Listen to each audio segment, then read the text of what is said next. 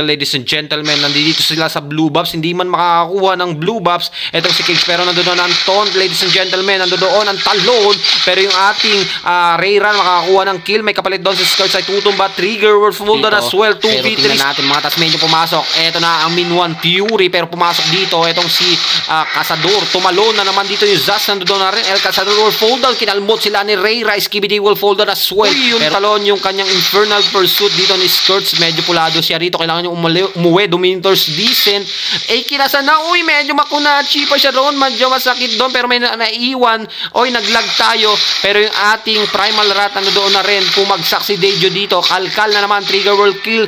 Will get that kill. Frenzied will fall down as well. Pumasok pa. Ito nga po si Alicia Flicker out. Pero nakalmot siya. Dito ni Rayra. Pinasok hanggang tower. Infernal Pursuit. Hinabol dito si Kage. Ay tutumba. Uy, medyo nahuli doon ang ating Agi. Pero makakaligtas ba? Uy, nakaligtas pa siya roon. Pero nakapag-flicker out dito. Alicia will fall down. Ladies and gentlemen, Deju at si Agi ay isusunod dalawa ang bagsak sa mga Tasmania, habang dalawa rin ang bagsak dito sa side ng mga Stellar Neo Esports. Pero nandoon ang shadow kill coming from Kage. Bumagsak ang isang Rayra. Flicker out. Frenzied. Hinahabol. Nakikipaghabulan. Eto na nga po. Nabigyan ng mga kunay. Pero etong mabante si Trigger. Nandoon na kagad yung ating Dominators decent. Trigger will fall down. Pero si Agi makakuha doon ng turtle. Ladies and gentlemen, yung ating Rayra. Kumalmot naman. Skibidi will fall down. Pero sabi niya mamaya ako abante. Ayun na nga yung sinasabi natin, yung pag-abante ni Kage rito. Frenzied ang kanya nakita.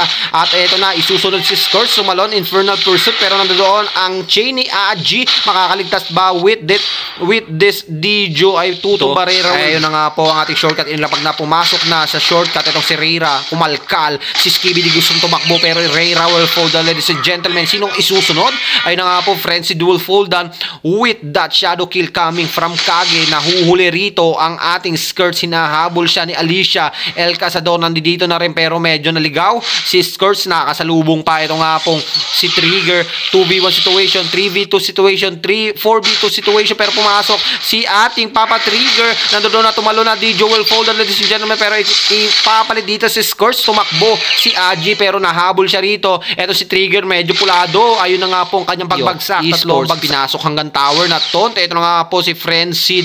Gustong kumabala pero hindi siya makakaligtas. Sa Minotaur nagwala doon. Medyo naipid din si Skirts dito, ladies and gentlemen. 4 ang bumalagbag sa kanya rito at kailangan tumakbo at mag-disengage ng side ng mga Tasmania. Habang si Kage nakakita ng pagkakataon, si Agi gustong tumakbo. Uy, ayun na nga po ang shadow kill. Agi will pull that. Isusunod pa si Rayra. Tumatakbo ang ating Wolf. 4 ang kanya sinalubong pero hindi niya alam ang gagawin niya. Kumukuha pa ng TP. Ayun na, Dominators decent, ladies and gentlemen. Ikinasa na pero nakawala with the flicker out coming from Deju. Ang Lord gusto na nilang tunawin dito mga kaibigan. Ito na, pumasok na si Alicia with that Min1 Fury. Agi will fall down. Nagwala na rin si Rayra dito. Skirts ay isusunod. 3 bagsak sa mga side ng Tasmania at habang ang Lord ay buhay pa. Nandito sila magpupush sa top inhibitor tower. 5 pa ang nasa Neo pero ito nga si El Cazador ay tinumba na rin dito. Rayra will fall down. 4 na Trigger. Ang isa na lang na natitira pero hindi na yon magtatagal pa dahil ang Stellar Neo